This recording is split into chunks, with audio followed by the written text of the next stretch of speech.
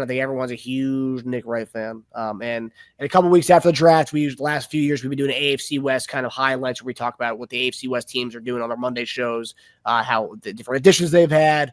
But we'll get into that later on in the offseason. But I did want to just kind of highlight this. So Nick Wright says that the Raiders might be the biggest competition the Chiefs face in the AFC West this coming season, which is kind of interesting because they kind of have an overhaul of a team. This is just after a year where the Chargers and the Broncos were everyone's loving them. But now the Raiders are another team in there, according to Nick Wright. But this is what Nick Wright had to say about the Raiders. Listen, I think that any team that goes from disaster coach, disaster quarterback to really good coach, good quarterback, that by itself can turn a 4-win team into a 10-win team with no schedule, right? With no other changes. You then add the fact that I think they are at 6 in position to take either him or Tetairoa McMillan, the wide receiver. But let's say it's him. That'd be interesting. But I think he might be even a better fit for them given they have Pete Carroll. The reason I said McMillan is because the wide receiving room is their weakest spot on the team. Bowers is awesome. Right. Geno is good. Maxx Crosby is great. They gave Christan Wilkins a bucket of money last offseason. He was hurt most of the year.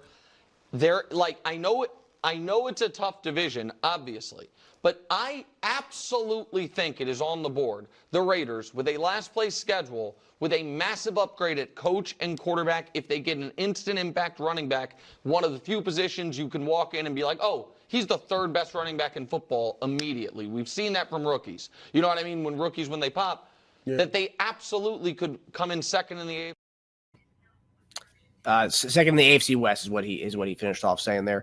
Obviously, JD, I know it's way early on in the offseason to even talk about this stuff, but Raiders, and they've kept Patrick Graham around, the same DC who's kind of given us fits the last 2 years. They've kept him around to be the DC, which tells you a lot. Usually when new regimes come in, they don't usually keep around old staff. They kept Patrick Graham there to be their DC, and he's given us fits the last few years. This past year, our point differential with the 2 games that came down to the wire with the Raiders. What do you make of the Raiders being the kind of this competing for the second spot in the AFC West next year?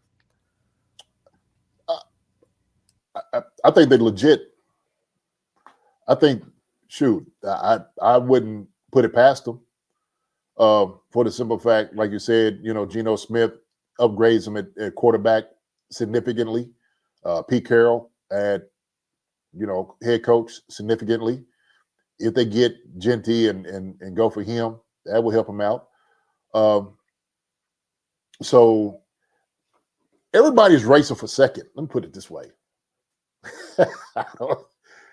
They can all talk about who's going to be second all they want to, Marcus. They really can. I know who's going to be first. It's going to be the Chiefs. So if they're sitting there saying Geno and those guys, they give them a hell of a chance. A hell of a chance. Same thing with Denver. They've got a good squad, good quarterback, good head coach. Same thing with the Chargers. We understand that. So they have gotten a lot better getting Geno and Pete Carroll there. And if they go for the running back, what they need, that's going to help them out too. Hey, man, they could fight all they want to for number 2. Let them fight. Let them scrap it out. Who's number 1? It's going to be the Chiefs. That's who's going to be number 1. So they can say all they want to about everybody else, man. So what? So be it. Okay?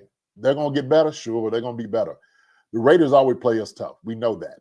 So, and everybody else is coming for us. Everybody's gunning for the Chiefs. They want what we had for the last, I don't know how many years. How many years have we won the AFC West? How many 9? Is it 9? So yeah, I think it's 9. I mean, they try to get everybody. They try to get Devontae Adams. They try to get the best defense out there with the Chargers. You know what I mean? You just name it. So, man, we're going to hit everybody in the mouth. That's how I feel. Yeah, 9 straight. So, this year's a pretty pivotal year as far as the milestones. 10 years, a decade straight of winning the AFC West for us.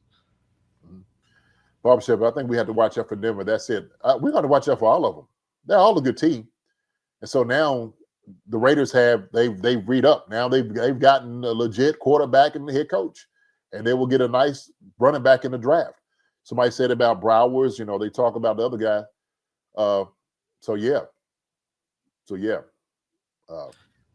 Yeah, and I think coaching that. I mean, this is one thing I made a joke of the AFC West, the AARP of head coaches in the NFL.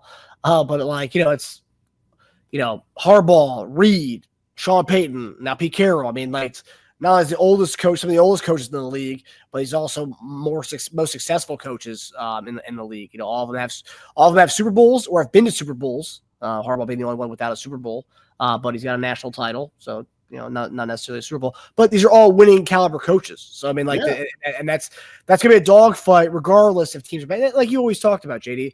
Like even when the Chiefs or the Raiders weren't good, those matchups were still competitive, and they're always going to be hard-fought matchups. And like we've seen, we've been going to Super Bowls. Raiders have been, vying for the top 4 picks. But still, those matchups the last few years, they've been pretty close, even with garbage quarterbacks.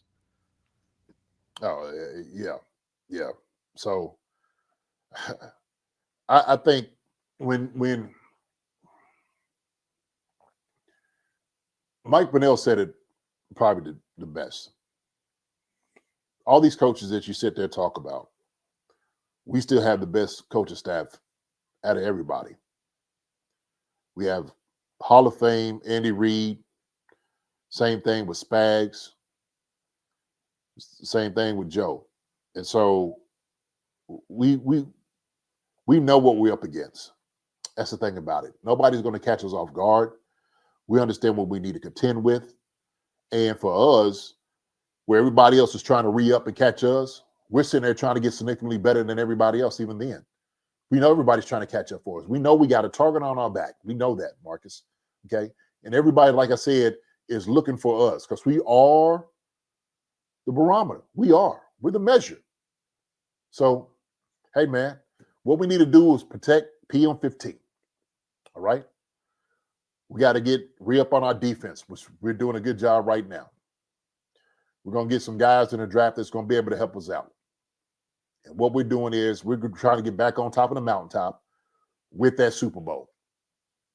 And we can talk about all these other teams, and we'll get into it, obviously during the season and stuff like that. But daggone it, I'm telling you right now, hey, everybody's trying to catch up to us. But, yeah, Chiefs down year is going to be 13-4.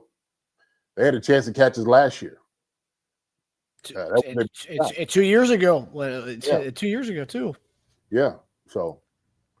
Yeah. I mean, it makes for an interesting season, right? Like, to have really all these successful coaches and all the teams getting better than division. It makes all those 8 games or 6 games fun to watch. So. Yeah. It's going to be great competition. Great competition. Yeah. Yeah, I just thought that was interesting, because he's such a big Chief fan, and he doesn't hide it at all. But for him to give the Raiders some credit, I thought that was interesting. Hi, everybody. Thanks for watching. Subscribe here to get the latest from the show. Also, be sure to check out the best clips from Chief Concerns. And if you prefer to listen to the show, subscribe and follow us on Apple Podcasts, Spotify, and anywhere else you get your podcasts.